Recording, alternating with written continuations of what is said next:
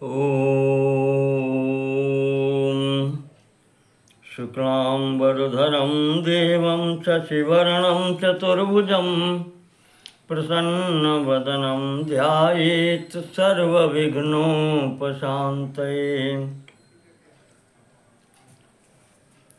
ॐ यं ब्रह्मा वरुणेन्द्ररुद्रमरुतः स्तुन्वन्ति देव्यैस्तवै वेदैः साङ्गपदक्रमोपनिषदैर्गायन्ति यं सामगां ध्यानावस्थितो तद्गतेन मनसा पश्यन्ति यं योगिनो यस्यान्तं न विदुः सुरासुरगणा देवाय तस्मै नमः। देवाय तस्मै नमः। नारायणं नमस्कृत्य नरं चैव नरोत्तमं देवीं सरस्वतीं व्यासं ततो जयमुदीरयेत्।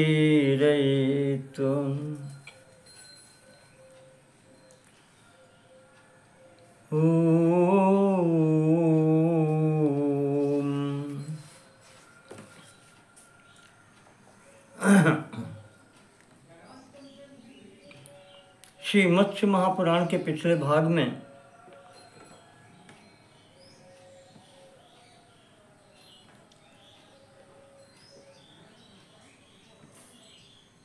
नर्मदा जी के महात्म्य की चर्चा हुई थी।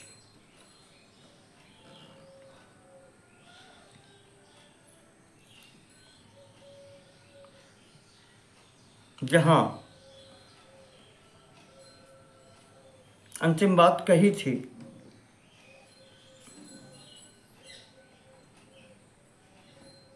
भगवान नारायण ने वैवस्वत मनु से कि जो भी इस महात्म्य का पठन पाठन भी करता है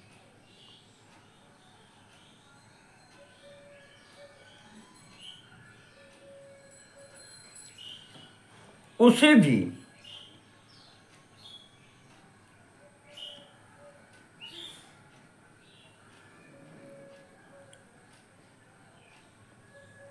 न तो नरक का दर्शन होता है, नरकम च न पश्येत्तु वियोगम च न गच्छति, और न अपने प्रियजनों से वियोग होता है।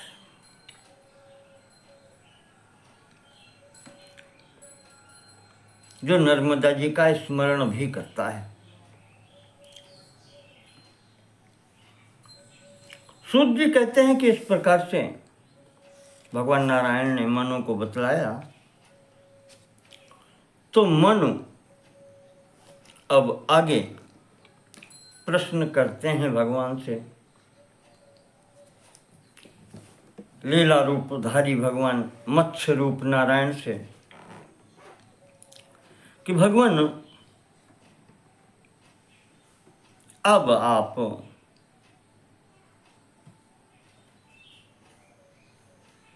जैसे राजाओं के वंश वर्णन किए थे, सर्ग प्रतिसर्ग इनका सबका वर्णन किया,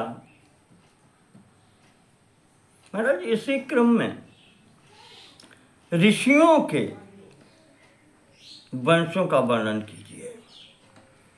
और जब ऋषियों के वंश का वर्णन होता है तो इसमें गोत्र प्रवर्तक ऋषियों का भी वर्णन होना चाहिए। और जब गोत्र की चर्चा होती है तो उसमें प्रवर भी होते हैं, जो मुख्य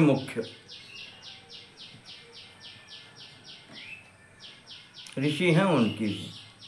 तो आप इस प्रकार से ऋषीणाम नाम गोत्राणि वंशावतरणं तथा प्रवराणाम तथा साम्यम असाम्यम विस्तराद वद।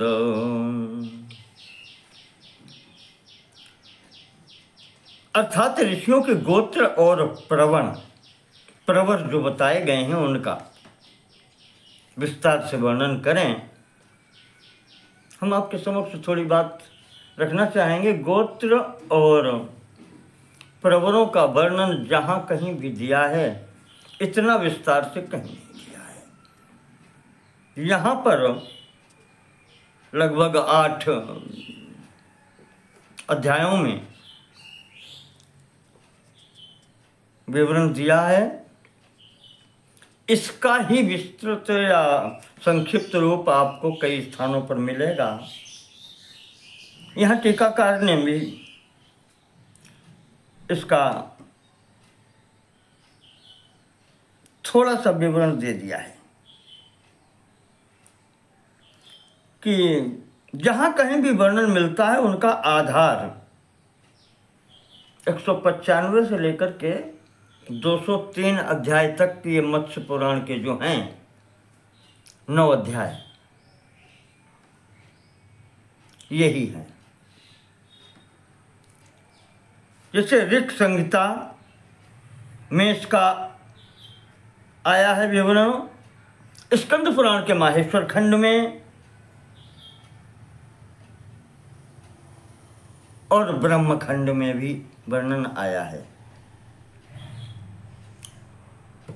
यहाँ टीकाकार ने जो संकेत दिया है, मेरे विचार से ब्रह्म वैवर्त में भी थोड़ा सा एक जगह कहीं विवरण आया है। अग्नि पुराण में भी थोड़ा सा विवरण है संक्षिप्त।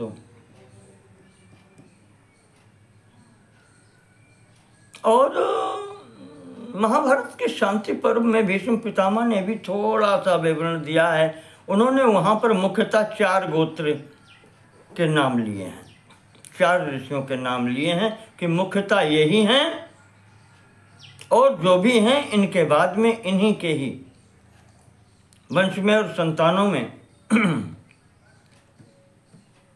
जो ऋषि महर्षि हो गए हैं वो भी गोत्र प्रवर्तक हुए हैं।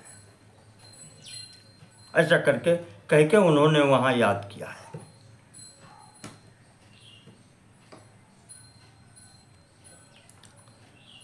तो जब महाराज मनु ने पूछा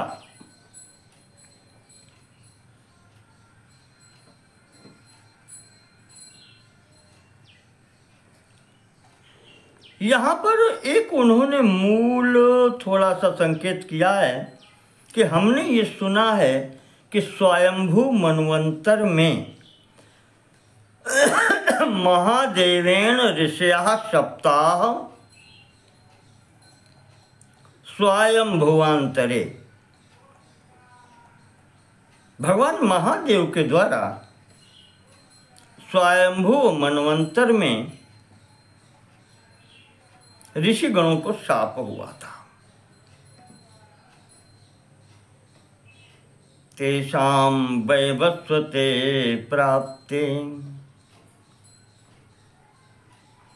और वही वैवस्वत मनवंतर में तेषां वैवस्वते प्राप्ते संभवं मम कीर्तयम्,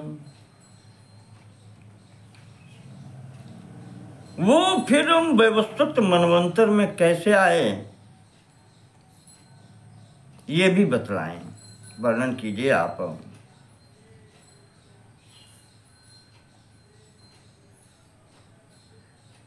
साथ ही साथ जिन ऋषियों को, जिन प्रजापतियों के रूप में जो ऋषि हैं उनको दक्ष जी ने अपनी पुत्रियां दी हैं, उनके संतानों का वर्णन, उनके वंश का वर्णन आप विस्तार से करें। ये मूल प्रश्न है और इसमें से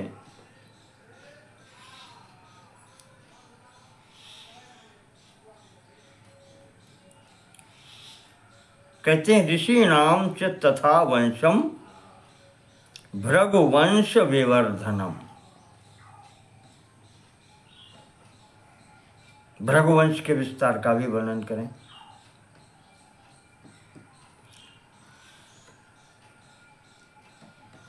भगवान मत्स्य नारायण कहते हैं कि राजन,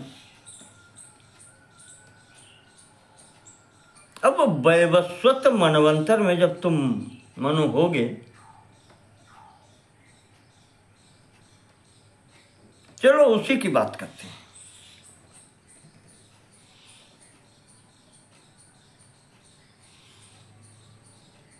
क्योंकि हर वैवस्वत मनवंतर में ऐसा ही होता है।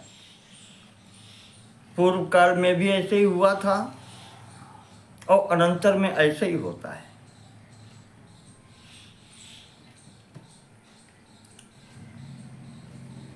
आपको पता होगा, पीछे कई बार प्रतिसर्ग में ब्रह्मा जी की सृष्टि में बता चुके हैं कि उनके कार्यकाल में या उनके एक दिन में जो 1000 चतुर्युगी का समय होता है, वो 14 भागों में वितरित होता है। और ये 14 भाग मनवंतर कहे जाते हैं। प्रत्येक मनवंतर में मनु का परिवर्तन होता है और उन मनु के साथ में देवता, सप्तर्षि,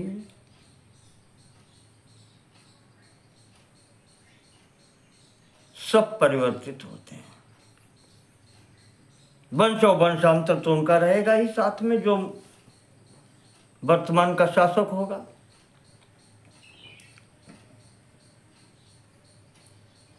तो इस प्रसंग में भगवान कहते हैं कि राजन,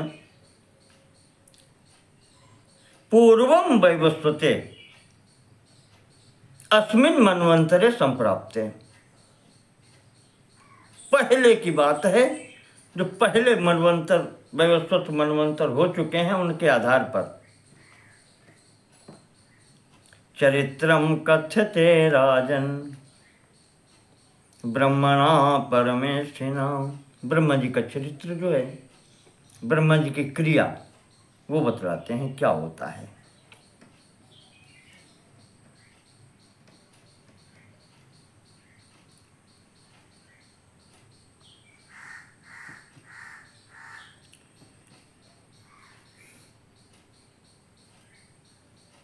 संभवतः ये घटना या तो दक्ष यज्ञ की है, जहाँ महादेव जी ने या उनके अंतरों के द्वारा श्राप हुआ है ब्राह्मणों को, या अन्य कोई अपराध किया होगा।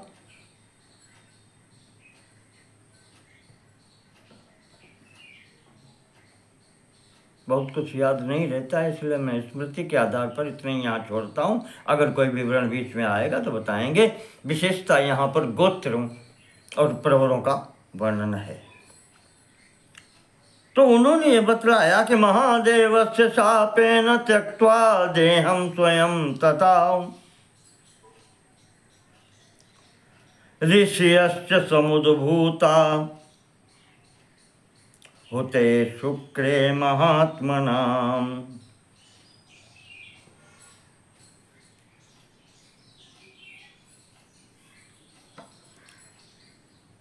देवानां मातरो दृष्ट्वा देवपत्न्यस्तथैव च स्कन्नं शुक्रं महाराज ब्रह्मणः परमेष्ठिनः।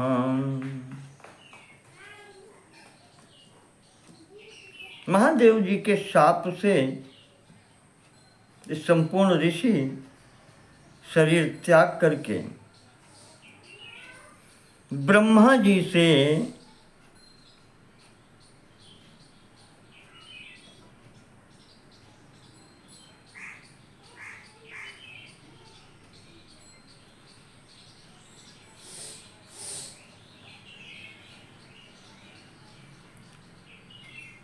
यज्ञ के द्वारा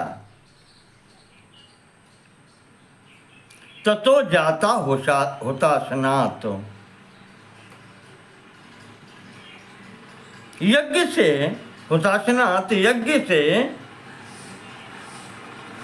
ततो जातो महातेजा भृगुश्च तपसाम निधि। सर्वप्रथम महातेजस्वी तपस्वी भृगु जी उत्पन्न हुए उस अग्निकुंड से। अंगारेषु अंगिरा जातो, अग्नि के अंगारों से अंगिरा की उत्पत्ति हुई। अर्चिभ्यो तथैव च, अर्चि जो उसके लपटे हैं, शिखाएं हैं, उनसे अत्रि महाराज की उत्पत्ति हुई। और जो किरणें हैं उस अग्नि की, उन किरणों से महाराज मरीच की उत्पत्ति हुई।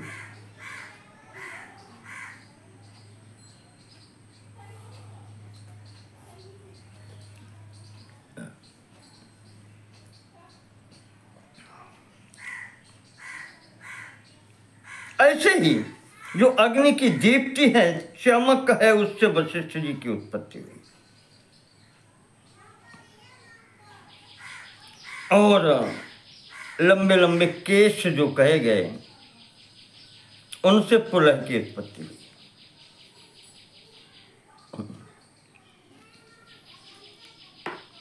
इन महाराज महर्षि भृगु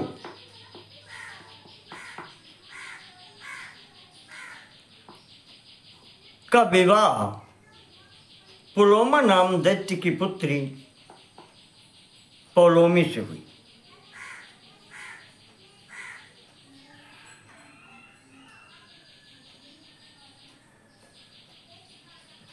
यहां पर पुलोमा ऋषि कहा है। पुलोमस्तु सुताम दिव्याम भार्याम अविंदत भृगु।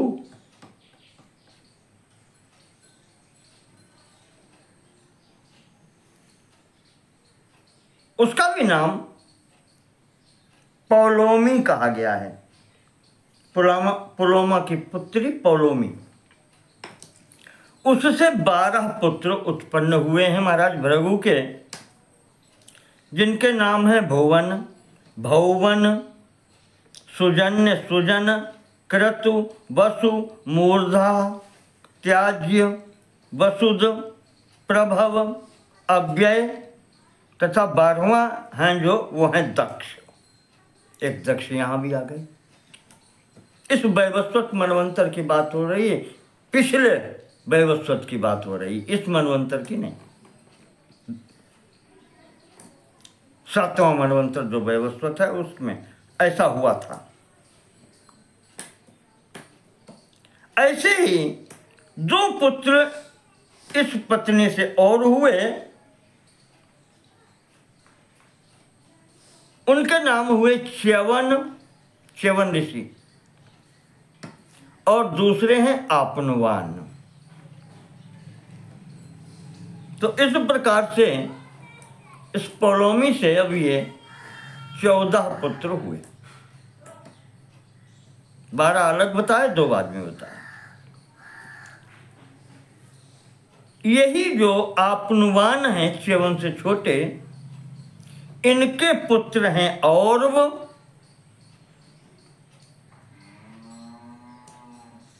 और यहां तो सीधे लिख दिया कि औरव के पुत्र जमदग्नि हैं, पर इस बीच में एक संतान और आती है। औरव के हुए थे ऋचिक, उनका नाम आता है। ऋचिक के जमदग्नि हैं। जो भी हो, यहां इतना आया है। इनमें कहते हैं औरव ऋषि जो हुए हैं और वह गुरु गोत्र करह तेषाम, ये गोत्र प्रवर्तक हैं। यहाँ से प्रारंभ होता है गोत्र प्रवर्तन। भार्गवाणाम महात्मनाम, भृगवंशी ब्राह्मणों में भार्गव, ब्राह्मणों में प्रथम गोत्र प्रवर्तक और विजीव हुए हैं।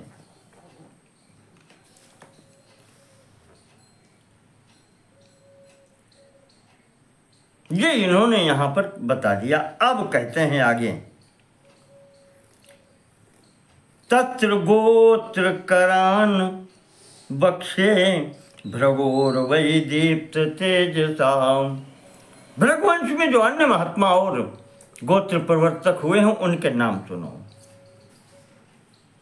मैं आपको नाम बता देता हूं, श्लोक हैं काफी से, पर नाम सुन लीजिए। इन ऋषियों के नाम महत्वपूर्ण हैं। भृगु से प्रारंभ करते हैं तो भृगु, च्यवन, आपनुवान, और्व, जमदग्नि, वात्स्य, दंडी, नडायन, वैगायन, वीतिहव्य, पैल, शौनक, शौनकायन, जीवंती, आवेद, कार्षण, वैहिनरी, विरूपाक्ष, रोहित्यायन, वैश्वानर, नील, लुब्ध, सावर्णिक, विष्णु, पौर, बालाकी, ऐलिक, अनंत भागिन, मृग, मार्गेय, मार्कंड, जविन, नीतिन, मंड, मांडव्य, मांडूक, फेनप, स्तनित, स्थलपिंड, शिखावर्ण, शार्कराक्षी, जालधि, सौत्रिक, क्षुभ्य, कुत्स, मौद्गलायन, मांकायन, देवपति, पांडुरोचि, गालव, सांकृत्य, चातकी, सार्पी, यज्ञपिंडायन, गार्ग्यायन, गायन, गार्हायन, गोष्ठायन, बाह्यायन, वैशंपायन, वैकर्णिनी, शार्ंगरम, याज्ञेति, भ्राष्ट्रकायनि, लालाटी, नाकुली, लौक्षिण्य, उपरिमंडल, आलुकी, शौचकी, कौत्स, पैंगलायनी, सात्यायनी, मालयनी, कौटिली, कौचहस्तिक, सौह, सोक्ति, सकौवाक्षी, कौसी, चांद्रमसी, नैक जिह्व, जिह्वक, व्याधाज्य, लौहवैरिण, शारद्वतिक, नेतिष्य, लोलाक्षी, चलकुंडल, वागायनी, आनुमति, पूर्णिमागतिक और असकृत। ये प्रथम सूची है और इनके भगवान बता रहे हैं कि 5 प्रवर हैं इन गोत्रों के। ये गोत्रों के नाम हैं। जिन ऋषियों के नाम पर गोत्र प्रवर्तित हुए वो ये हैं और इनके 5 प्रवर हैं। कौन कौन? भृगु, च्यवन, आपनुवान, और्व और जमदग्नि। ये 5 प्रवर हैं इतने गोत्रों के। हर गोत्र के साथ में प्रवर ये 5 हैं। तो अतः परम प्रवक्ष्यामि त्वन्यान् भृगुद्वहान् जमदग्निर्विदश्चैव पौलस्त्यो वैजभृत् तथा। इसके पश्चात भृगवंश में और जो उत्पन्न हुए हैं ऋषि उनके भी सुन लो। जमदग्नि, विद, पौलस्त्य, वैजभृत, उभयजात, कायनी, शाकटायन, औरवेय और मारुत। ये जो गोत्र हैं इनके 3 प्रवर हैं। कौन कौन से हैं? भृगु, च्यवन और आपनुवान। महाराज कह रहे हैं यहां नारायण वाणी है, ये बताकर के कह रहे हैं कि इन ऋषियों में परस्पर विवाह का निषेध है। परस्परम अवैवाह्या, परस्परम अवैवाह्या ऋषयः परिकीर्तिताः। पुराने ऋषियों ने कहा है कि इन लोगों का आपस में वैवाहिक निषेध है, समान गोत्र और प्रवर वालों का। इसके पश्चात भृगुदास, मार्गपथ, ग्राम्यायनी, कटायनी, आपस्तंभी, बिल्वी, नैकशी, कपि, आष्टिसेन, गार्दभी, कार्दमायनी, आश्वायनी तथा रूपी, ये सब भृगुवंश में ही हैं। इनके प्रवर 5 हैं। भृगु, च्यवन, आपनुवान, ये तो लगभग सब में हैं। 2 परिवर्तन हुए हैं, आर्ष्टिसेन और रूपी इसमें आए हैं। ये 5 प्रवर, ये जो हमने अभी आपको भृगुदास से लेकर के रूप तक बताए हैं गोत्र, इनके ये 5 प्रवर हैं। इनमें भी विवाह संबंध, विवाह कर्म निषिद्ध हैं।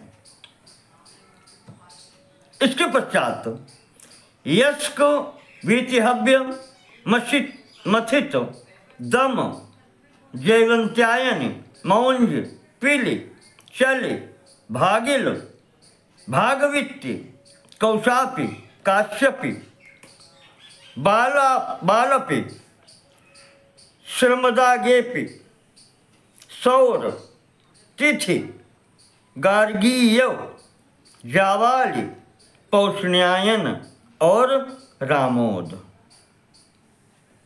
ये जो वंश हैं इनमें 4 प्रवर हैं।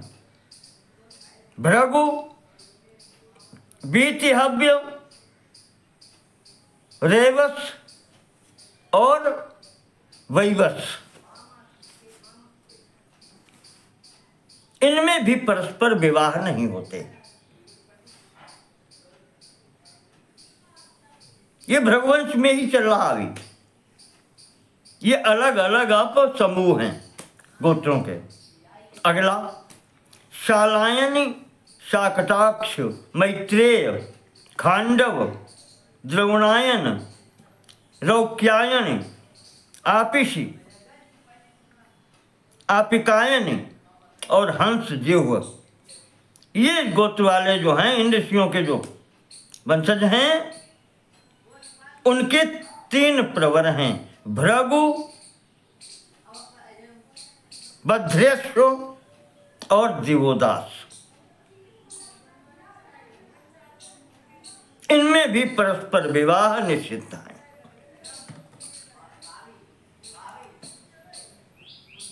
इसी प्रकार से अगला समूह और एकायन, यज्ञपति, मत्स्यगंध, प्रत्यह, सौरी, ओक्षी, कार्दमायनी, ग्रत्सुमद और सनक,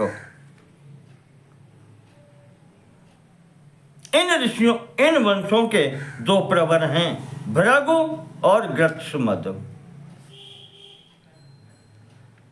इस प्रकार से भृगुवंश में ये इतने समूह हैं, गोत्र प्रवर्तक ऋषिवत के नाम बताए गए और इनके प्रवरों का भी नाम आपको उनके साथ में ही बतलाया गया। किनके 2 हैं, किनके 3 हैं, किसी के 4 हैं, किसी के 5 हैं, और ये सब भृगुवंशी हैं। आगे भगवान नारायण बता रहे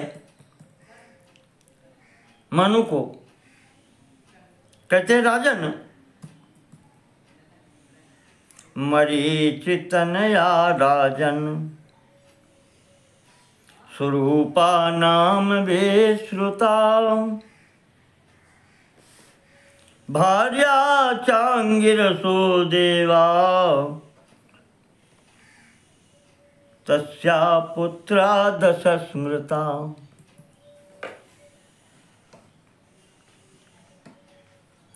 महर्षि अंगिरा की पत्नी स्वरूपा नाम की जो थी, उनके 10 पुत्र हुए, जिनके नाम हैं आत्मा, आयु, दमन, दक्ष, सद, प्राण, हविष्मान, गविष्ठ, ऋत और सत्य। कहते हैं ये सब देवता माने गए। इनके अतिरिक्त तो इसी स्वरूपा ने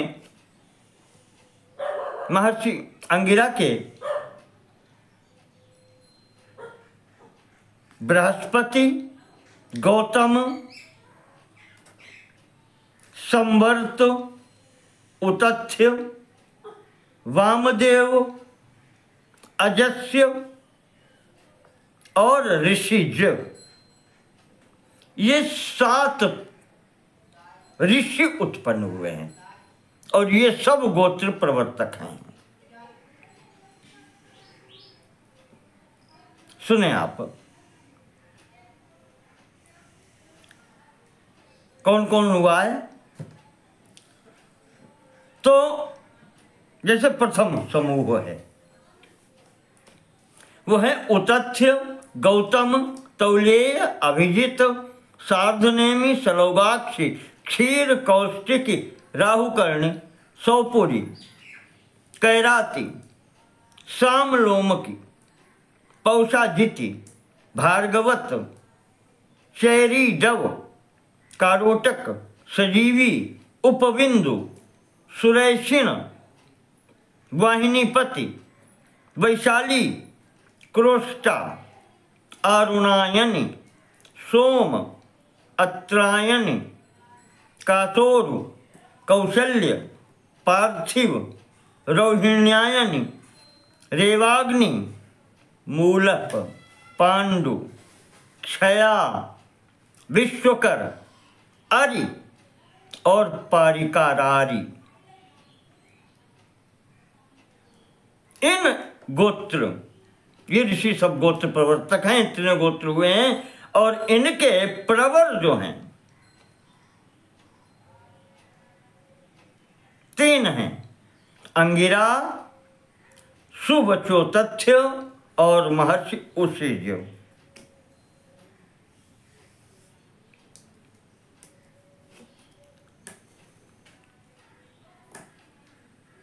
और इनके बारे में भी वही बात कही गई है। इनमें भी परस्परम अवैवाह्या ऋषया परिकीर्तिता, ये भी परस्पर विवाह कार्य नहीं करते।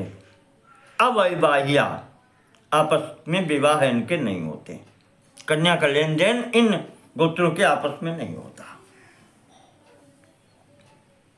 इसी में दूसरा समूह है आत्रेयायनी, सौवेष्ट्य, अग्निवेश्य, शिलास्थली, बालिशायनी, चैकेपी, वाराही, बाष्कली, सौट, तृणकर्णी,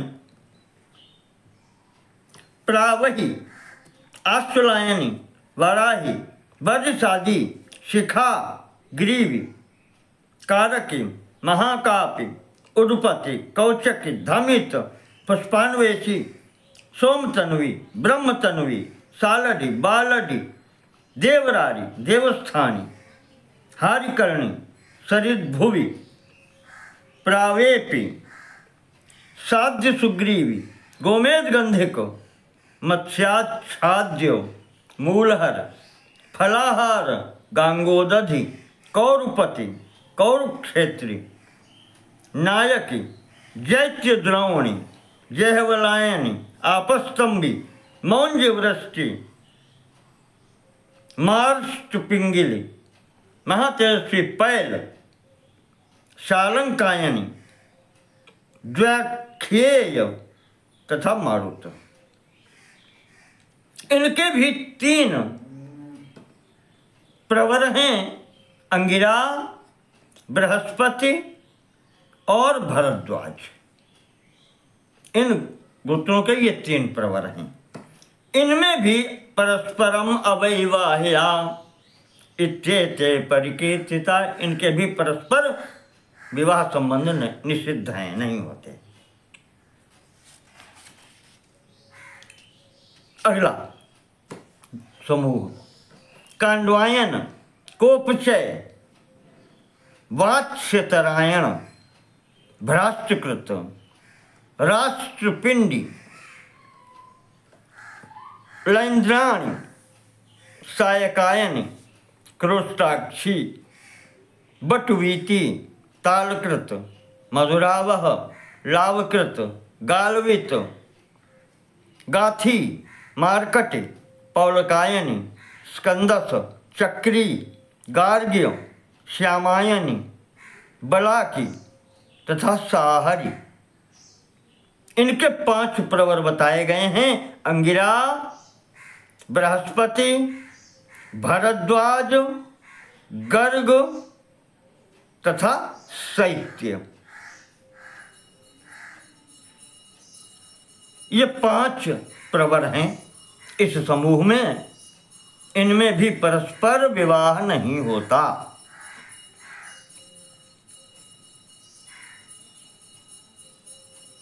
अगला समूह कपीतर, स्वस्तितर, दाक्षी, शक्ति, पतंजलि, भूयसी, जलसंधि, बिंदु, मादि, कुशीदकी, ऊर्व, राजकेशी, बौषधि, संसपि, शाली, कलशी कंठ, कारीरय, काट्य, धान्यायनी, भावास्यायनी, भरद्वाजी, सौबुद्धि, लघ्वी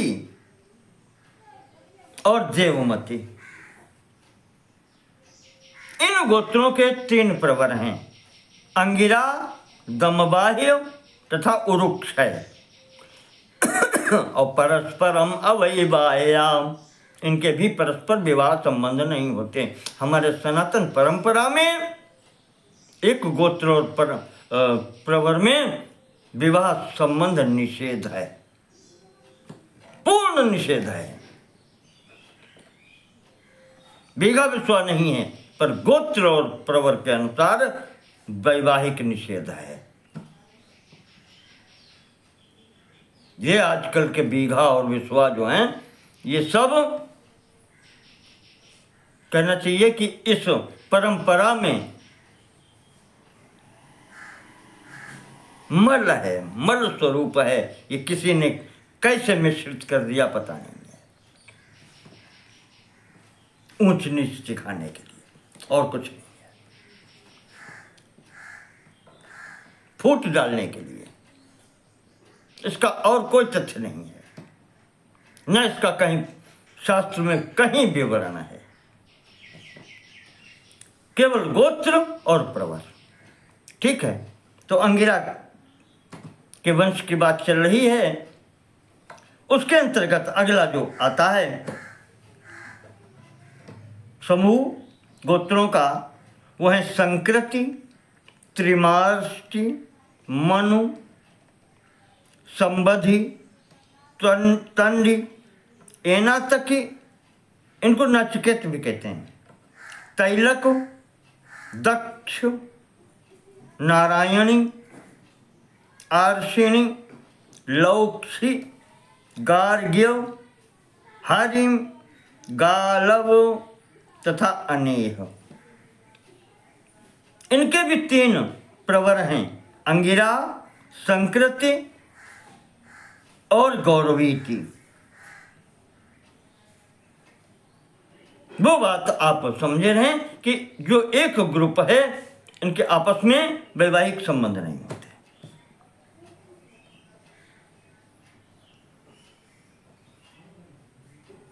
इसके पश्चात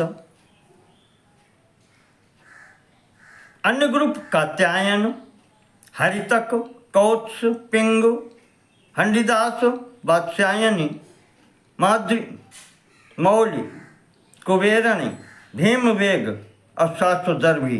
इनके 3 प्रवर हैं, अंगिरा, बृहदस्व और जीवनास्व। अगला समूह है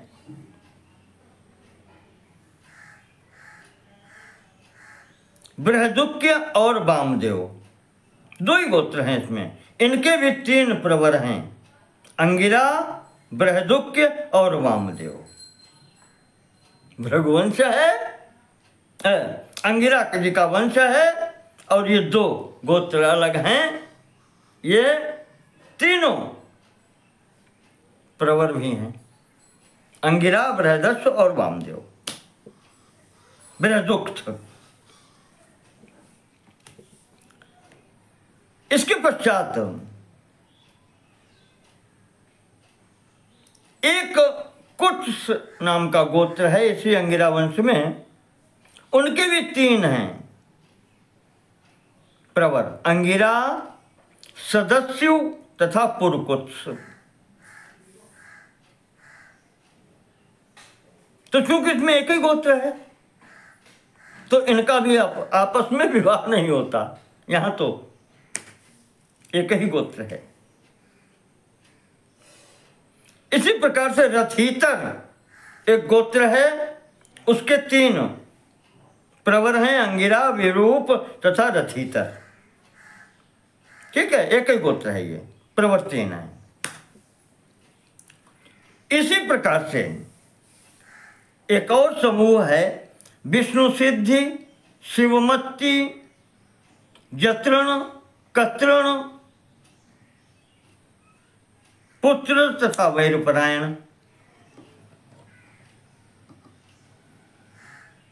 ये समूह है, इनके भी 3 प्रवर हैं, अंगिरा, विरूप और वृषपर्व।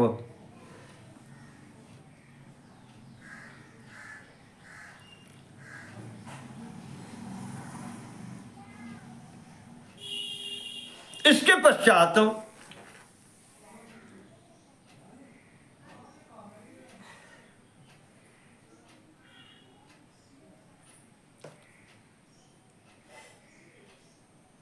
सात्यमुग्रिर्महातेजा हिरण्यस्तंभिमुद्गलो त्रयार्षेयो हि मतस्तेषां सर्वेषां प्रवरो नृप। सात्यमुग्री, हिरण्यस्तंभी तथा मुद्गल,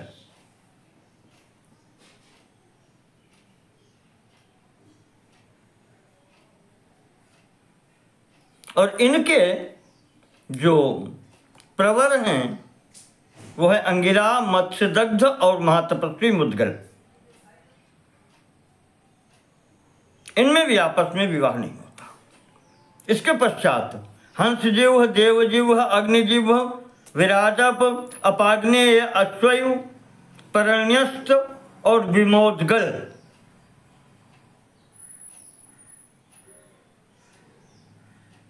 इनके जो प्रवर हैं वो है अंगिरा, तंडी, अंगिरा, तांडी और मोदगल्य। 3 प्रवर इनके हैं। इसके पश्चात अपांडु, गुरु, शाकटायन, प्रागाथुमा, नारी, मार्कंड, मरण, शिव, कटु, मरकटप, नारायण तथा श्यामायन। इनके भी 3 प्रवर हैं, अंगिरा, अजमेर और कच्छ। ये 3 प्रवर इनके हैं। इनके भी विवाह नहीं होते।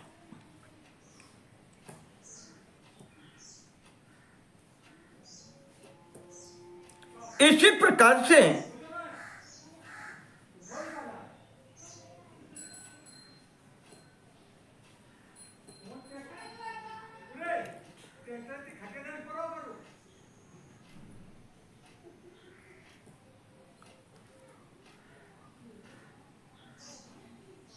तित्तिर और कपिभू शैव गार्ग्य शैव महान ऋषि। कपिभू और गार्ग्य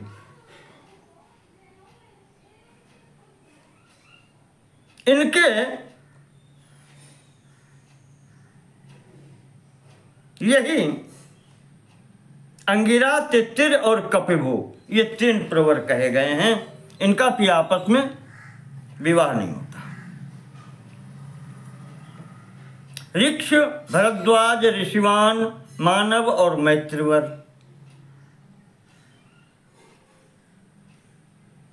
ये जो गोत्र हैं इनके 5 प्रवर हैं। अंगिरा, भरद्वाज, बृहस्पति, मैत्रीवर, ऋषिवान तथा मानव, ये 5 प्रवर हैं। इसके पश्चात एक ग्रुप और है, एक समूह और है, भारद्वाज, हुत, शौंग, शैशिरेय।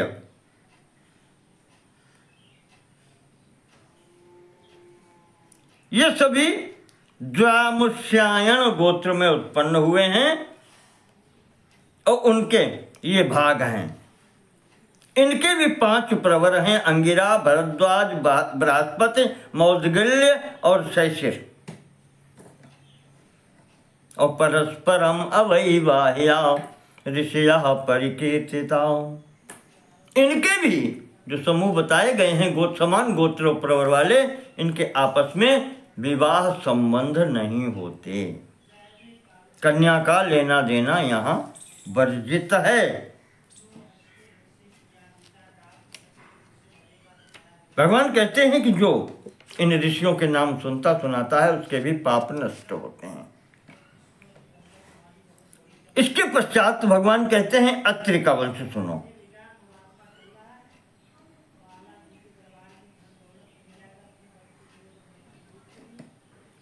इसमें प्रथम समूह है उद्दालकी, श्रवण कर्णिरथ, शौकृतव, गौरव ग्रीव, गौरजिन, चैत्रायण, अर्धपर्ण्य, वामरथ्य, गोपन, अस्तकी, बिंदु, कर्णजीव, हरप्रीति, लैद्राणी, शाकलायनी, तैलप, सवैलेय, अत्रि, गोणीपति, जलद, भगपाद, सौपुष्पी और छंदोगेय। ये कर्दमायन शाखा कही जाती है, शरायण वंश भी कहा जाता है इसको। इनके 3 प्रवर हैं, श्यावास्व, अत्रि और अर्चनानस। इनमें भी आपस में विवाह संबंध नहीं होते। दाक्षी, बलि, पर्णवी, ऊर्णनाभि, शिलार्दन, बीजवापी, श्रीश, मौंजकेश, गविष्ठिर तथा भलंदन। इनके 3 प्रवर हैं, अत्रि, गविष्ठिर और पूर्वातिथि। इसके पश्चात महाराज जी बता रहे हैं कि अत्रि की पुत्री थी आत्रेयी, उनसे जो उत्पन्न हुए हैं उनका विवरण सुनिए। कौन कौन ऋषि आत्रेयी से हुए हैं? कालेय, बालेय, वामरथ्य, धात्रेय तथा मैत्रेय जी। इन ऋषियों के अत्रि, वामरथ्य और पौत्री, ये 3 प्रवर बतलाए गए हैं। इनमें भी परस्पर वैवाहिक संबंध नहीं होता है। इस प्रकार से ये अत्रिवंशी ऋषियों के गोत्र और प्रवरों का वर्णन हुआ 197वें अध्याय में। अब 198वें अध्याय में महर्षि विश्वामित्र जी के वंश का वर्णन आता है।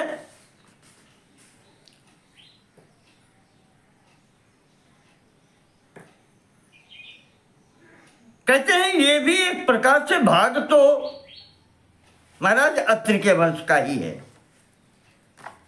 क्योंकि अत्रि के पुत्र जो सोम हुए हैं चंद्रमा,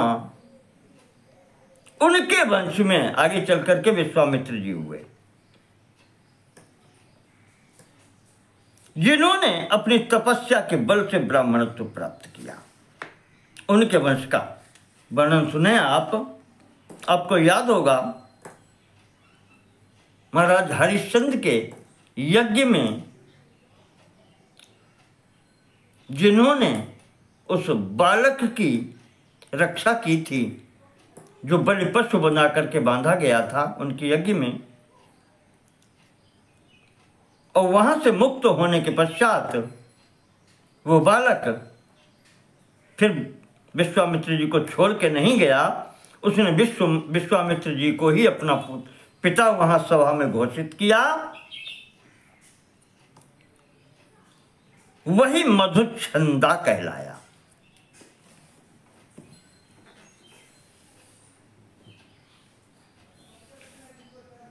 अजिगर्त नाम था पहले, सुनाशेप भी कहा गया है।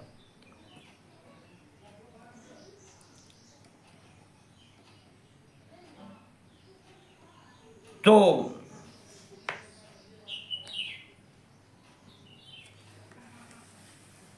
विश्वामित्र जी के वंश में जो फिर आगे चल करके जब ब्राह्मण हो गए, तो उनके वंश में जो गोत्रकर्ता हुए उनके नाम सुने आप। एक तो वैश्वामित्र कहे गए मधुच्छंदा, देवरात, वैकृति, गालव, वतंड, शलंक, अभय, आयतायन, श्यामायन, याज्ञवल्क्य जी, जाबाल, सैंधवायन,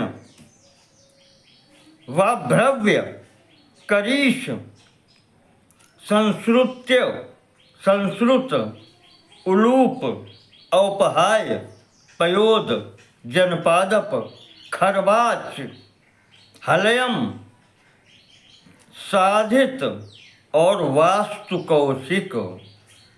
इन ऋषियों के ये गोत्र हैं। इनके वंश में उत्पन्न होने वालों में 3 प्रवर माने गए, विश्वामित्र, देवरात और उद्दाल। ये 3 प्रवर हुए। इनके अतिरिक्त दूसरा समूह देवश्रवा, सुजातेय, सौमुख, कौरुकायन, वैदेहरात तथा कुशिक। इन महर्षियों के वंश में इन गोत्रों के 3 प्रवर हैं, देवश्रवा, देवरात और विश्वामित्र।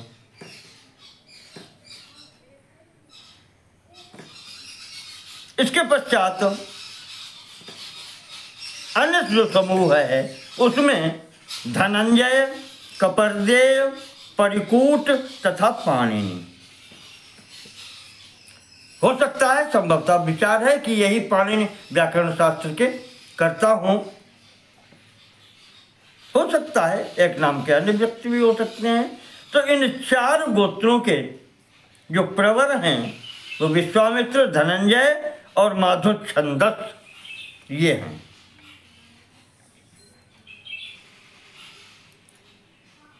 यहां पर इस गोत्र और प्रवरों के आपस में विवाह नहीं होते। और यहां पर एक बात ये भी कही गई है कि विश्वामित्र, मधुच्छंदा और अघमर्षण, इन 3 ऋषियों के वंशजों में भी परस्पर विवाह नहीं होते, निषिद्ध हैं।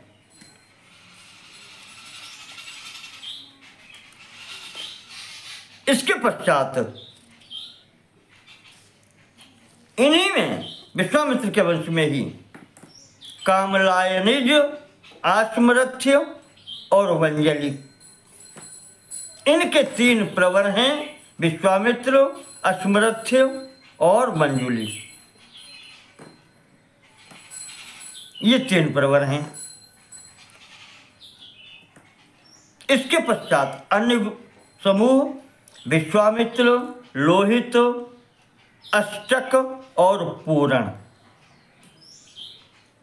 ये गोत्र हैं। इनके 2 प्रवर हैं, विश्वामित्र और पूरण।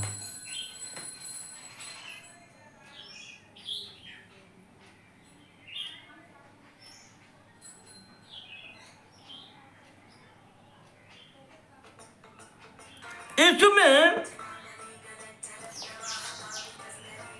जो बताया गया है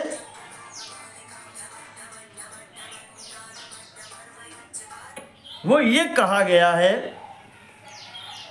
कि पूरण, लोहित और अष्टक, इन ऋषियों के विश्वामित्र, लोहित और अष्टक ये प्रवर माने गए हैं। और यहां भी एक विशेष स्थिति है कि अष्टक वंश वालों का लोहित वंश वालों के साथ में परस्पर विवाह नहीं होता।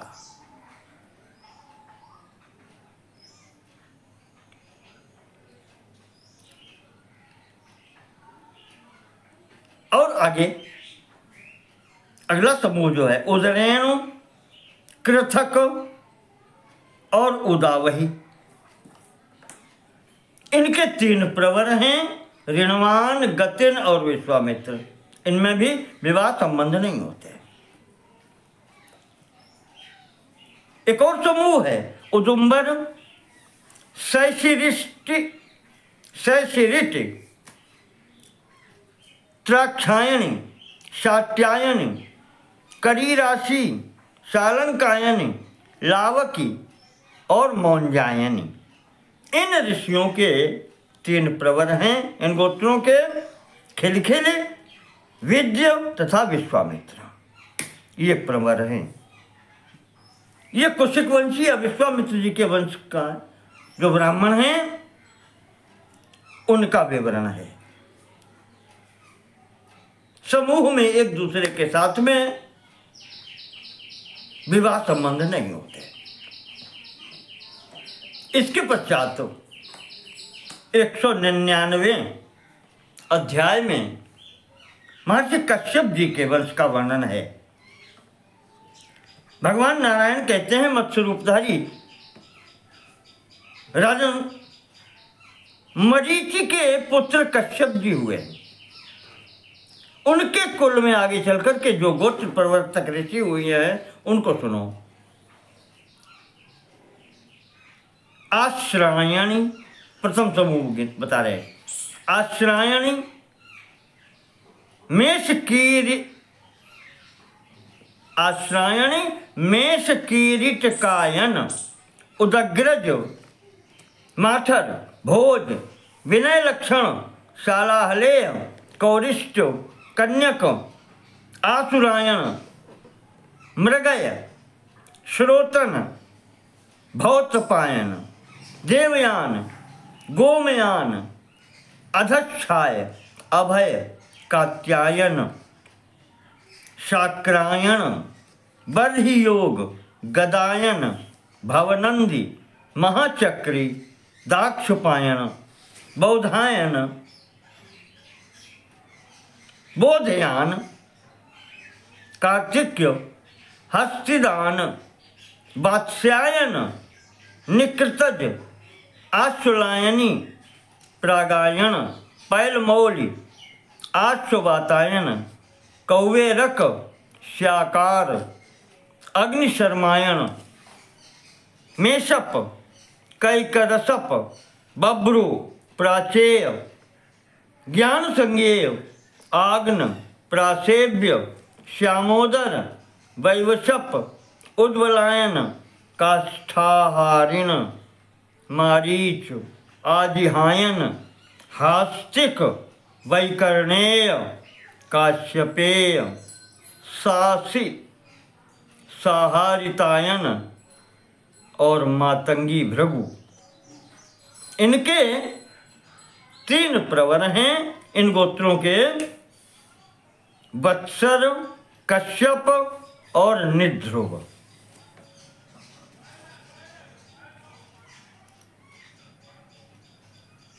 और इन्हीं में दूसरा समूह है अनसूय, नाकुरय, स्नातप, राजवर्तप, शैशिरी, उद्बही, शैरंध्री, रौप सेवकी, यामुनी, काद्रुपिंगाक्षी, सजातंबी तथा दिवावष्ट। ये कश्यप वंश में आते हैं। इनके भी 3 प्रवर हैं, वत्सर, कश्यप और इसमें वशिष्ठ आ गए। ये प्रवर हैं तो हैं। इनमें भी कहते हैं विवाह निषिद्ध हैं। इसी में एक और समूह है संयाति, नव, पिप्पल्य, जलंधर, भुजातपूर, पूर्य, कर्दम, गर्दभीमुख, हिरण्यबाहु, कैरात, काश्यप, गोभिल, कुलह, वृषकंड, मृगकेतु, उत्तर, निदाग, मसृण, भर्ष्य, महान, केरल, शांडिल्य, दानव, देवजाति और पैपलादि। इनके भी 3 प्रवर हैं, असित, देवल और कश्यप। इस प्रकार से ये गोत्र सब कश्यप जी के वंश में आते हैं। अगले 200वें अध्याय में वशिष्ठ जी के गोत्र वंश का वर्णन है।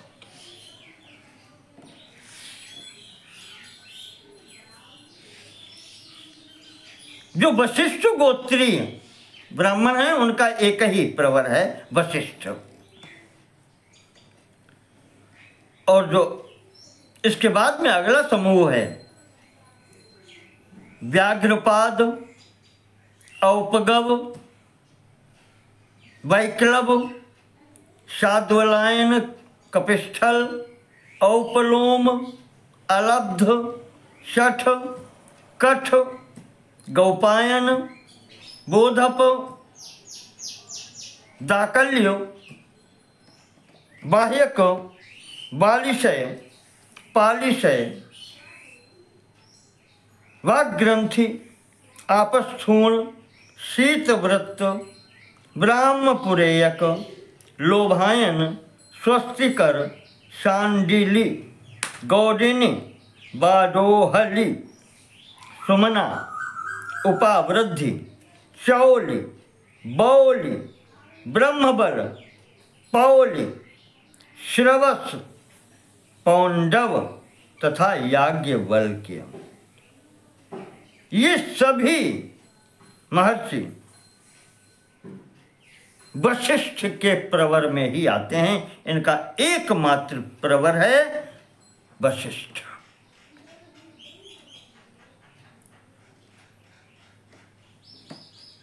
इनका भी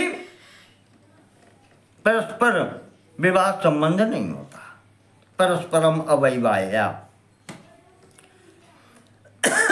इसी में एक और भी हैं समूह गोत्रों का, शैलालय, महाकर्ण, कौरव्यम, क्रोधिन, कपिंजल, बालखिल्य, भागवितायन, कौलायन, कालसिख, कोरकृष्ण, सुरायण, शाकाहारी, शाकधी, कांडव,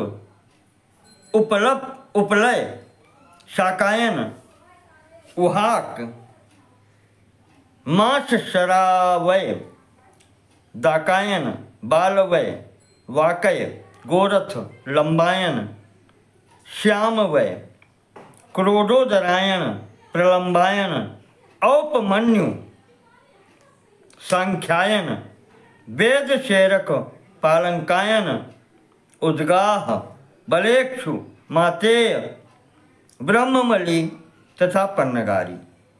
इन ऋषियों के 3 प्रवर हैं, भगीवसु, वशिष्ठ तथा इंद्र प्रमदि। ये 3 प्रवर हैं। इसके अतिरिक्त एक अन्य समूह है, औपस्थल, अश्वस्थलय, बाल, हाल, हल, मध्यंदिन, माक्षितय, पैपलादि, विचक्षुष, त्रैशुंगायन, शैवल्क्य तथा कुंडिन। इनके 3 प्रवर हैं, वशिष्ठ, मित्रावरुण और कुंडिन। ये 3 प्रवर हैं। इसके अतिरिक्त एक और है समूह, दानकाय, महावीर्य, नागेय, परम, आलंब, वायन तथा चक्रोड।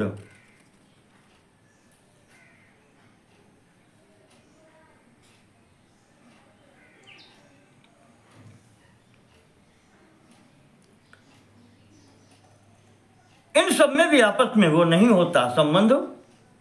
शिवकर्ण, वय तथा पादप, इन सभी के जो 3 प्रवर हैं, जातुकर्ण, वशिष्ठ और अत्रि, इनमें भी परस्पर विवाह संबंध नहीं होता, निषिद्ध है। ये तो हो गया वशिष्ठ जी का। अब इनसे अतिरिक्त कर दिया पराशर जी का वंश, जबकि वास्तविकता में वशिष्ठ जी के पुत्र शक्ति और शक्ति के पुत्र पराशर जी हैं। एक प्रकार से इनको इधर आना चाहिए था, पर नहीं, वो अलग है, उनका वंश अलग कर दिया गया, महर्षि पराशर का वंश।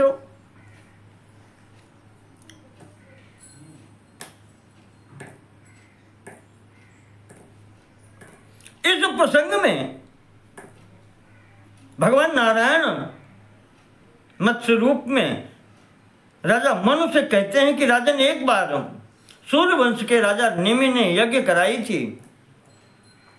महर्षि वशिष्ठ से उन्होंने कहा कि आप मेरी यज्ञ करा दीजिए,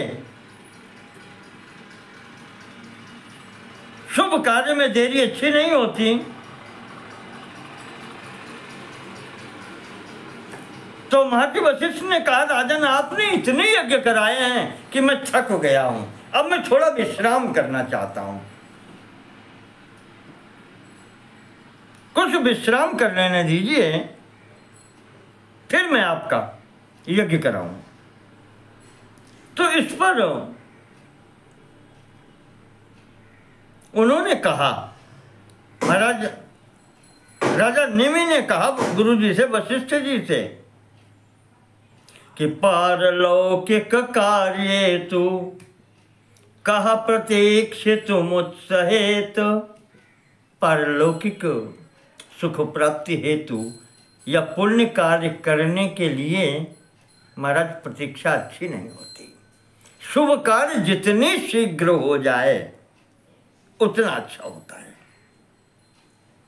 नच में सौहृदम ब्रह्मन कृतांतेन बलियसा। महर्षि, वो जो काल है उससे मेरी कोई मित्रता नहीं है कि मैं कह दूंगा कि एक दिन रुक जाओ तो वो मान जाएगा। कृतांतेन न में सौहृदम, उस कृतांत के, उस मृत्यु के से, उस काल से मेरा कोई सुहृदता नहीं है। वो मेरा मित्र नहीं है। इसलिए धर्म कार्ये त्वरा कार्या चलम यस्माद्य जीवितम।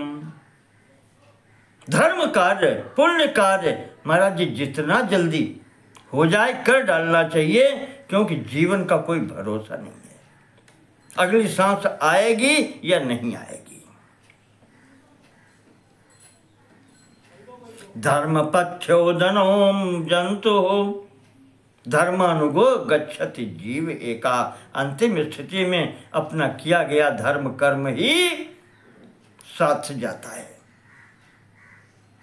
पथ्योदनो जंतु, प्राणी का जब यमराज के यहाँ जाता है, यहाँ से मर करके दूसरे लोक को जाता है, तो रास्ते का जो कहना चाहिए भोजन है, पथ्य है, वो यही धर्म कर्म है।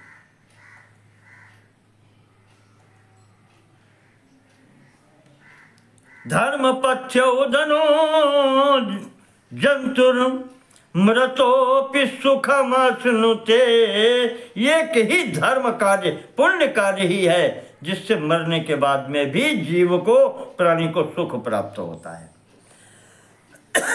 इसलिए स्वः कार्यम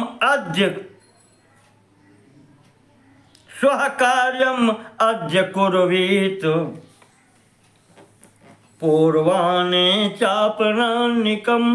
कल का काम आज कर डाले, जो दोपहर बाद करना चाहता है वो प्रातः काल ही कर डाले, कोई ठिकाना नहीं है।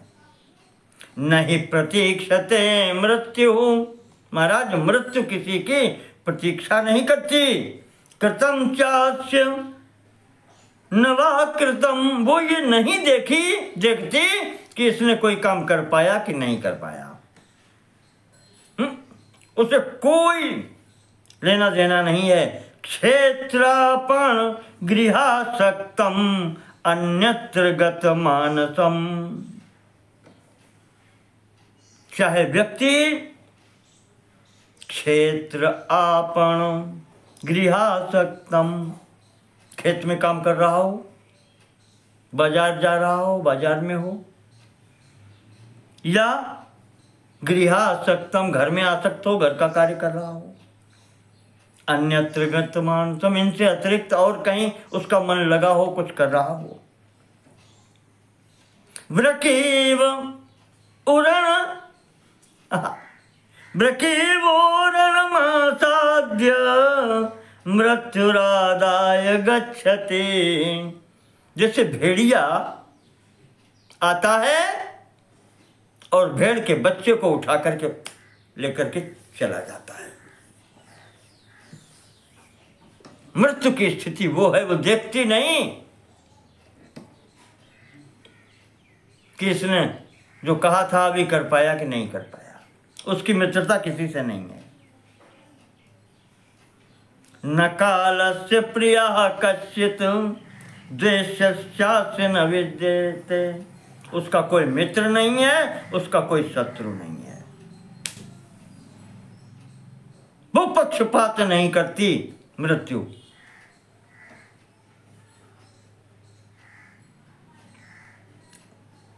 आयुष्य कर्मणि क्षीणे, जो उसे निश्चित आयु मिली है, कर्म भोग समाप्त हुआ, आयु समाप्त हुई, प्रसयी हरते जन्म, जबरदस्ती प्रसयी हो खींच ले जाती है मनुष्य को, समाप्त कर देती है। प्राणवायोश्चलत्वं च त्वया विदितमेव च। गुरु जी आप जानते हैं ये प्राणवायु सदैव चल रही है, ये ठहरती कभी नहीं है, और कितने समय ठहर जाए या चली जाए कोई ठिकाना है? गुरुदेव आप भी जानते हैं, आप जानकार हैं, ऐसी बात कर रहे हैं। 10 द्वारों का पिंजड़ा या में पक्षी पौन, संभवतः कबीरदास में लिखा है, कहीं 9 द्वार और कहीं 10 द्वार। 9 द्वार इंद्रियों के छिद्र और 10वां द्वार जो लिखता है वो ब्रह्मरंध्र की बात करता है। का ऐसा पिंजरा है जिसमें सब के सब दरवाजे खुले हुए हैं। और पक्षी पवन रूपी वायु रूपी पक्षी है, रहने का आचरज है और जाए अचंबा कौन। अगर वो उड़ जाए, 10 के 10 दरवाजे जहां खुले हैं तो उसमें आश्चर्य क्या है। अरे रहने का आश्चर्य, ये ठहरा कैसे है इसके अंतर्गत, इस पिंजरे में जिसके सभी दरवाजे खुले हैं। वो प्राण रूपी पक्षी इसके अंतर्गत स्थित कैसे है। ये महाराज निमि ने कहा। पर फिर भी कुछ आचार्यों ने कहा है। क्या कहा है?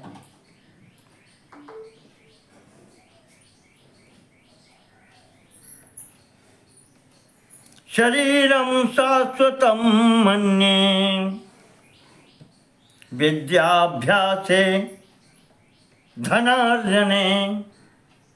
हमारे पूर्वजों ने, महापुरुषों ने कहा है कि विद्या का अभ्यास करते समय और धन अर्जन करते समय, धन प्राप्त करने के लिए ये मान के चले कि मैं अजर अमर हूं। ये अजर और अमर मान करके विद्या का उपार्जन करे, धन का उपार्जन करे। पर धर्म कार्य के लिए ये मान के चले कोई ठिकाना नहीं है। अशाश्वतम धर्म कार्ये ऋणवानस्मि संकटे।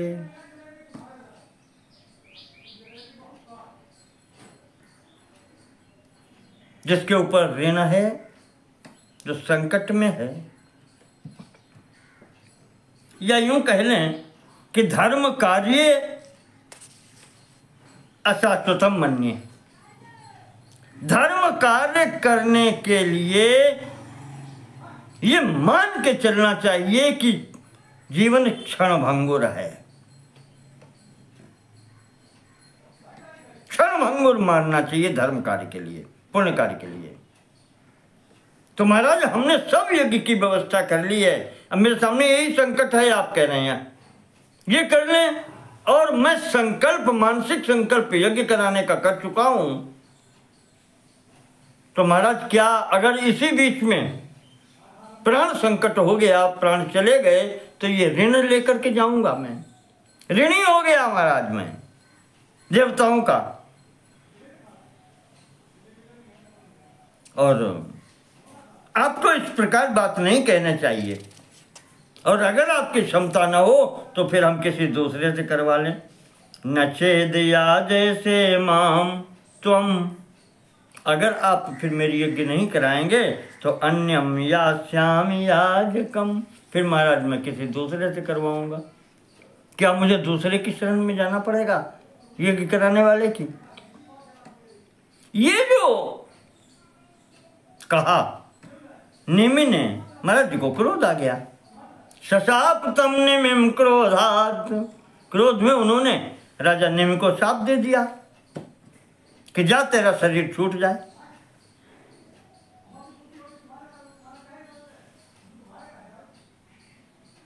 तूने मेरा अपमान किया है, मैं थक गया हूं,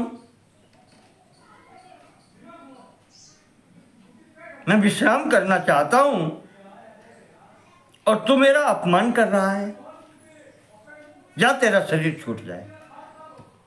तो महाराज निमि ने कहा कि हम तो कुछ अच्छी बात कह रहे थे गुरुदेव, आपने बिना विचार किए मेरा अपराध क्या है? जो कुछ मैंने कहा है, क्या कुछ इसमें झूठ कहा है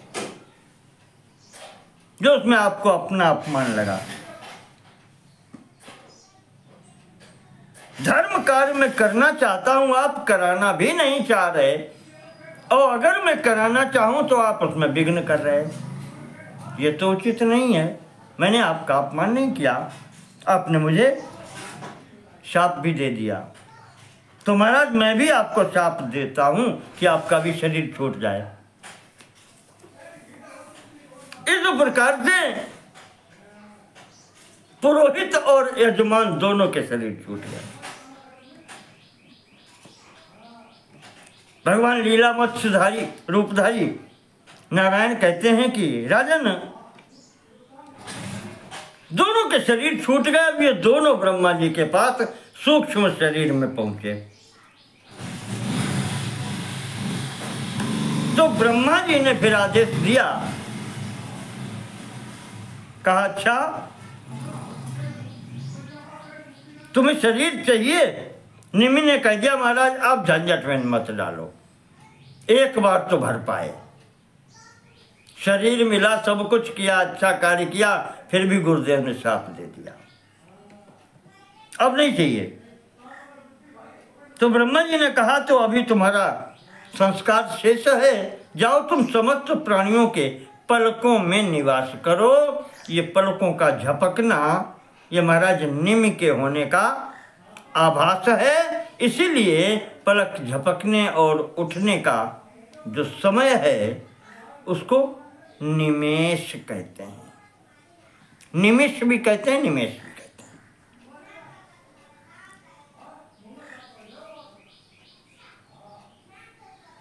निमेष माने आंखों का बंद होना और उन्मेष का मतलब खुलना।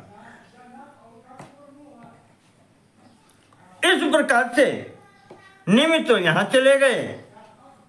ब्रह्मा जी ने वशिष्ठ से कहा कि अब तुम्हारा पुनर्जन्म होगा, तुम्हें द्वितीय जन्म मिलेगा मैत्रावरुण की यज्ञ में।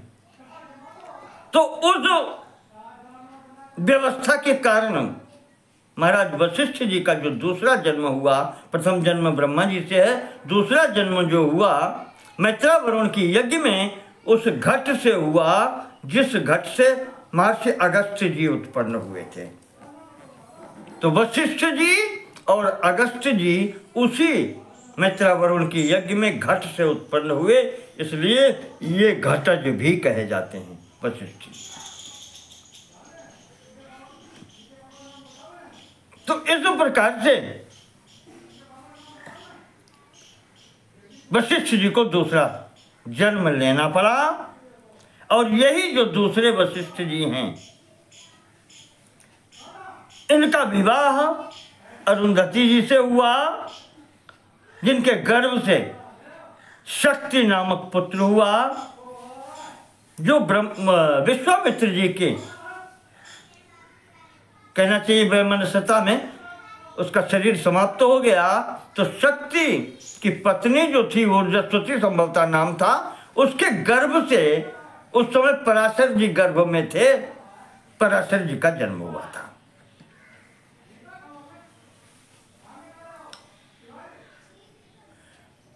ये पराशर जी हैं, इनके वंश का आप वर्णन सुने आप। तो अब ये कह सकते हैं कि वो पीछे वशिष्ठ वंश का वर्णन है, वो ब्रह्मा जी के पुत्र वशिष्ठ जी का वर्णन है। और यहाँ ये वशिष्ठ जी जो हैं मैत्रावरुण यज्ञ से उत्पन्न हुए, ये वरुण पुत्र भी कहे जाते हैं, ये प्रचेता पुत्र भी कहे जाते हैं, प्रचेता वरुण भी कहे जाते हैं। तो इन वशिष्ठ जी के पुत्र शक्ति और शक्ति के पुत्र पराशर, इनके वंश का वर्णन भगवान नारायण कहते हैं, राजा मनु से सुनो, इन्हीं पराशर जी के पुत्र रूप में द्वैपायन, कृष्ण द्वैपायन नाम से उत्पन्न हुए, जिन्होंने 28वें द्वापर के अंत में महाभारत ग्रंथ की रचना की, वेदों के विभाग हुए। प्रकाशो जनितो लोके येन भारत चंद्रमा, महाभारत रूपी ग्रंथ रच करके संसार में जैसे चंद्रमा अपनी चांदनी फैलाता है, प्रकाश फैलाता है, ऐसे यश का विस्तार किया है।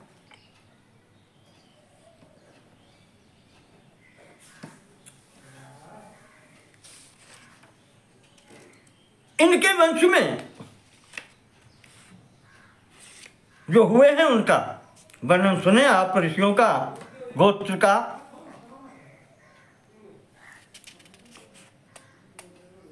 यहां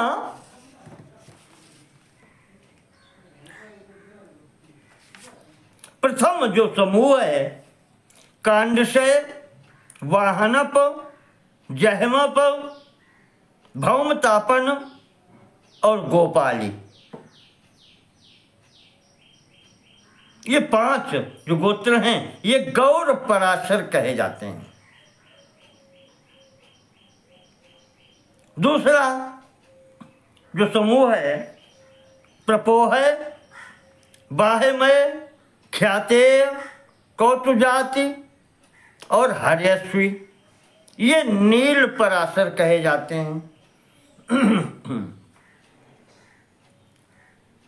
तीसरा है एक समूह कार्ष्णायन, कपिमुख, काकेयस्थ, जपाति और पुष्कर, ये कृष्ण पराशर कहे जाते हैं। ये पराशर के ही हैं सब भाग। और एक अन्य भी है श्राविष्ठायन, बालेय, स्वायष्ट, उपय और इसी का हस्त, ये श्वेत पराशर कहे जाते हैं। इनके अतिरिक्त बाटिक, बादरी, स्तंभ, क्रोधनायन और क्षेमी, ये 5 लोग श्याम पराशर कहे जाते हैं। श्याम पराशर और भी हैं खल्यायन, वार्ष्ण्यायन, तैलेय, यूथप और तंति, ये धूम्र पराशर कहे जाते हैं। इन सभी समूहों के 3 प्रवर हैं, वशिष्ठ, शक्ति और पराशर। और कहते हैं इन सभी पराशरों का ये जो समूह बताए गए हैं आपस में विवाह संबंध निषिद्ध है।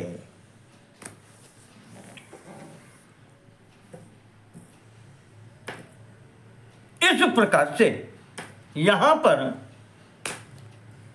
201वें अध्याय में पराशर जी का वंश हुआ। अगले अध्याय में 202 में भगवान कह रहे हैं कि राजन अगस्त्य के वंश का वर्णन सुने।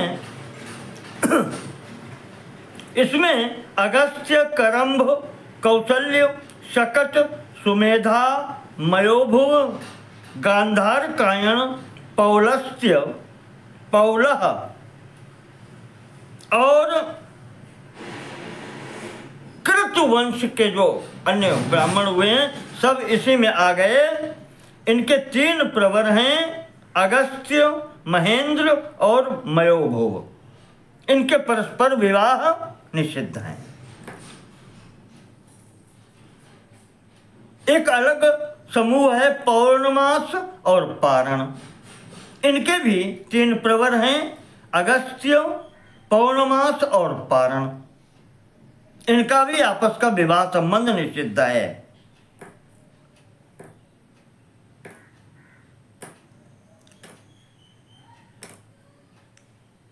तो इस प्रकार से महाराज जी ने वर्णन कर दिया।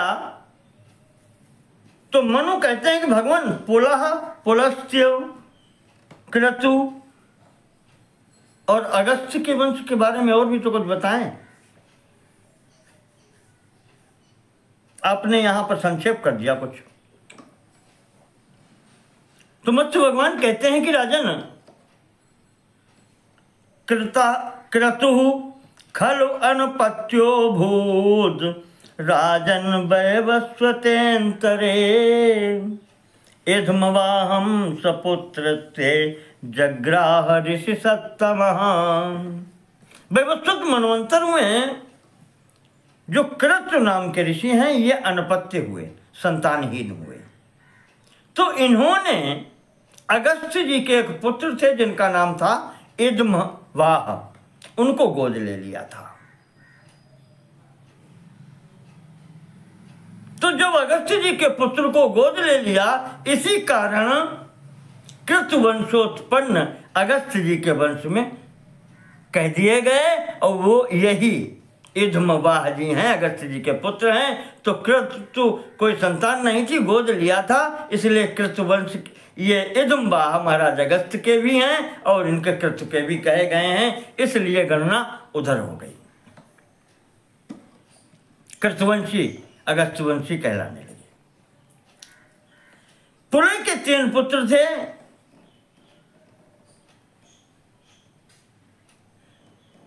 पुलह अपने पुत्रों से प्रसन्न नहीं थे। 3 पुत्र थे पर वो अपनी संतान से प्रसन्न नहीं रहते थे, इसलिए उन्होंने भी अगस्त्य के एक पुत्र हैं दृढ़ात से, उनको गोद ले लिया, उनको पुत्र रूप में वर्ण कर लिया। इसलिए पुलह वंशी भी उधर चले गए, अगस्त्य जी की संतति में ही आ गए।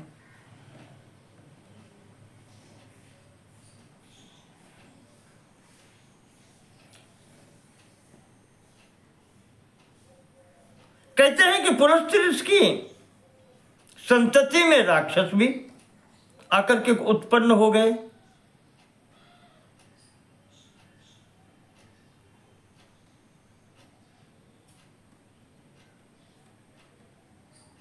पुलस्त्य ऋषि अपनी संतति, उनकी संतति में वही है। कुबेर था तब तक तो ठीक थे, विश्रवा थे तब तक ठीक थे, आगे राक्षस आ गए कि किसी से विवाह हुआ, रावण कुंभकर्ण विभीषण इत्यादि उधर आ गए। तो पुलस्त्य जी ने भी अगस्त्य जी के पुत्र को, कोई पुत्र एक था, यहां नाम नहीं दे रहे हैं, उसको गोद ले लिया। तो वो पुलस्त्य वंशी जो उधर से थे वो भी अगस्त्य वंश में, इसीलिए उनकी गणना इधर हो गई। जैसे अगस्त्य जी के इधर संतति हैं।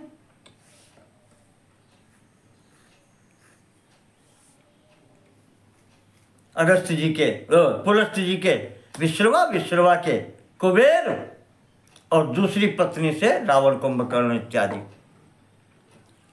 वो सब हो गए। तो इस प्रकार से कहते हैं सगोत्र होने के कारण इन सभी में परस्पर विवाह का निषेध हुआ।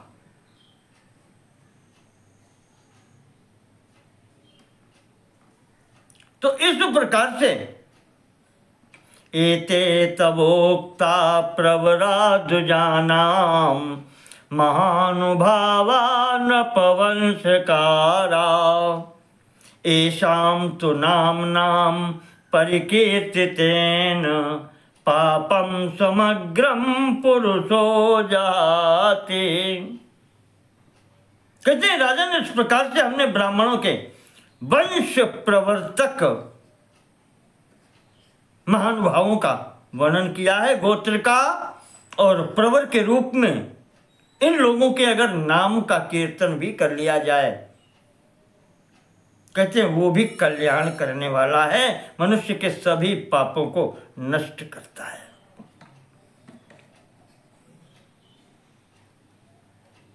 अंततः चलते चलते भगवान कहते हैं लीलामत से राजा मनु से कि धर्म की जो 10 पत्नियां थीं, अब उनका भी वर्णन सुन ही लीजिए।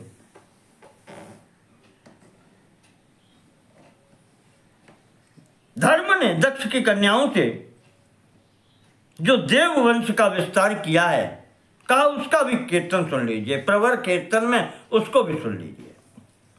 अंतिम अध्याय 203वां ये गोत्र प्रवरानुकीर्तन का है, उसमें धर्म के सुन लीजिए। धर्म की एक पत्नी थी जिनका नाम अरुंधति भी था, पीछे बता चुके हैं, दक्ष पुत्री हैं ये। दाक्षायणीभ्या सकलम वंशम दैवतम उत्तम, उत्तम देव वंश का विस्तार धर्म के द्वारा हुआ है। यहां पर सुने, जो उनकी एक पत्नी अरुंधति हैं, उनके गर्भ से पर्वत उत्पन्न हुए, महादुर्ग किले कितने प्रकार के कैसे होते हैं, ये सब उनकी देन है। इन्हीं महाराज धर्म से इनके पुत्र 8 पुत्र जो हैं वो वसु कहे जाते हैं। इनकी एक पत्नी वसु भी हैं, उनके से उत्पन्न है। ये 8 वसु कहलाते हैं। धर, ध्रुव, सोम, आप, अनल, अनिल, प्रत्यूष और प्रभास। इनमें धर का जो पुत्र है वो द्रविण, और ध्रुव का जो पुत्र है वो काल है। ये दूसरे ध्रुव है।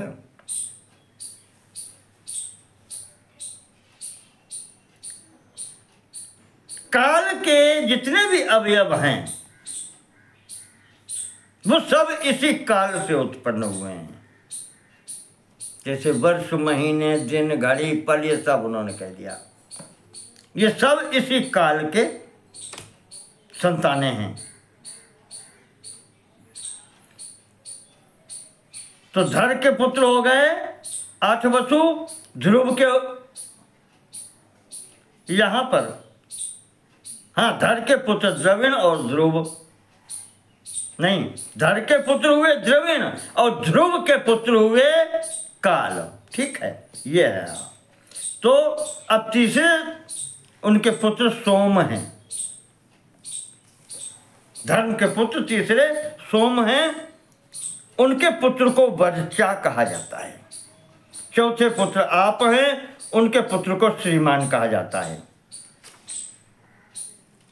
अनल के पुत्र पुरोजव हुए। प्रत्युष का पुत्र देवल हुआ। प्रभास का पुत्र विश्वकर्मा हुआ, जो देवताओं के बड़े ही कह लें आप, उनको कार्यकर्ता कह लें, वो है। कारीगर कह लें, आज की भाषा में इसको कहते हैं शिल्पकार, देव शिल्पी विश्वकर्मा। ये प्रभास के पुत्र हैं।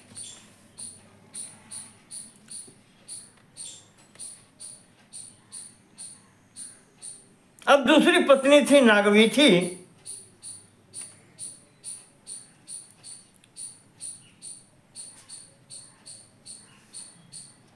समीहित करा प्रोक्ता नागवेच्छा देव नव। इसके पश्चात नागवेच्छी इत्यादि जो 9 पत्नियां रह जाती हैं। ये तो एक पत्नी अरुंधति से उत्पन्न वाले बता दिए इन्होंने। कहते हैं वो भी सब, उनकी संतानें भी मनोकामना की पूर्ति करने वाली हैं, सब देव श्रेणी में हैं। जो एक पत्नी है धर्म की लंबा, उनका पुत्र है घोष। भानु के पुत्र भानव। तो अरुंधति, लंबा और भानु, 3 ये हो गई।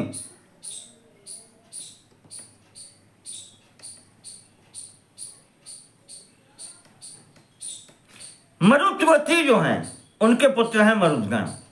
संकल्पा के पुत्र हैं संकल्प। मुहूर्ता के पुत्र हैं मुहूर्त। साध्या के पुत्र हैं साध्यगण। साध्यगण 12 हैं। इसके अतिरिक्त विश्वा के पुत्र हैं विश्वदेव।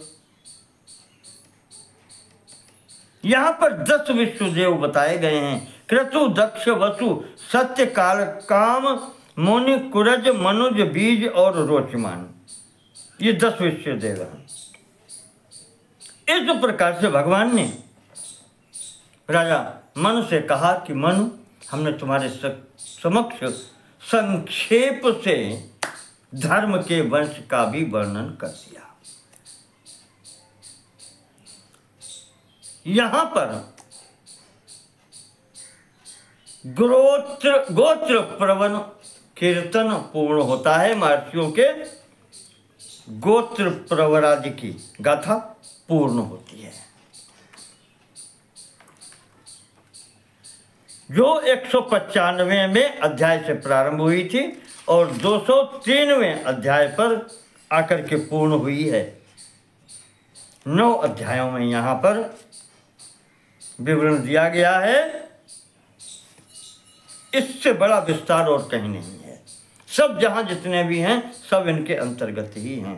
इसलिए आज केवल ये भाग महर्षियों के गोत्र और प्रवरों के ही स्मरण में पूर्ण करता हूँ, आज्ञा चाहता हूँ। शेष बात फिर आगे होगी। नमो नमः सर्वेषां कृते। धन्यवाद।